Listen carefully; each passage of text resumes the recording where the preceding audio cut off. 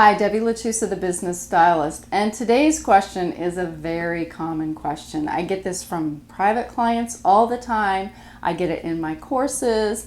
Everybody wants to know, okay, you say pick one target market or one ideal client. What if I have more than one? What if there's two groups of people that I'm equally qualified to help and really passionate about serving? What if I want to work with corporations and I want to work with individuals? Can I do both at the same time, or do I have to pick one? Here's my answer. If you're just starting out in business, you've never done this before, and you're creating everything from scratch, do yourself a favor and pick one. It doesn't mean that you won't be able to work with that other group down the road, but you're going to make your life a whole lot easier if you focus all your energies on getting the business set up, creating all of the marketing messages, your website, and everything else. There's a lot of things that you have to do to zero in on that audience, and you want to do that for one audience first. Get that process down, get it figured out, learn how to do it, get out there, test it, start getting clients in that group. So you want to pick pick the one that you're either really more interested in if they're not equal, or if they're equal, pick the one that you think is going to be the easiest to get started with.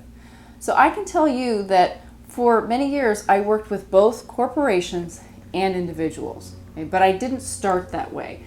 I started my business working with corporations because that's what I knew how to do.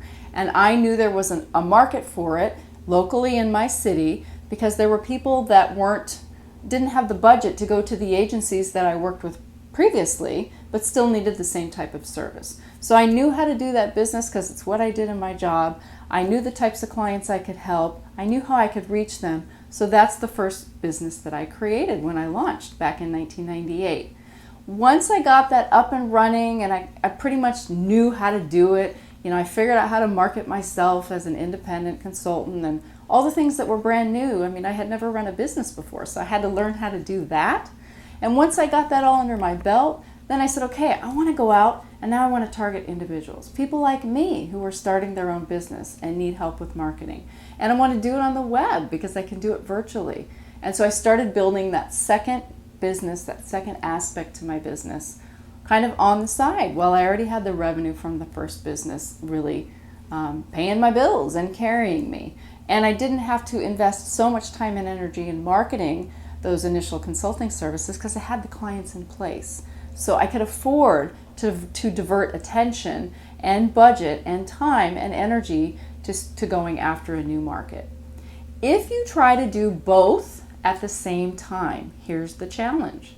If they're very different markets like mine were, I had two different websites, I had two different programs, I had two different packages, I had two different marketing plans. That's a lot to create and manage right out of the gate. It can be confusing. It can also, if you don't do it right, be confusing for prospective clients if you create one website and they come to it and they're a little confused as to who you work with. I'm not saying you can't deal with both on one website. There are ways to do it. But it's just so much easier to focus when you're starting out. Pick an audience, focus on that audience, and then when it's all going well, then you can decide, okay, now I want to go and I want to try to go after this other audience. So that's my suggestion, and trust me guys, it's based on many years of experience, and at one point trying to run like 5 different businesses at one time, and that was after I knew what I was doing.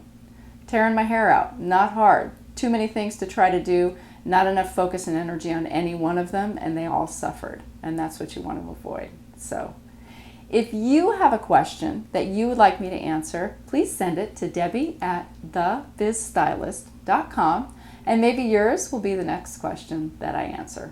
Take care.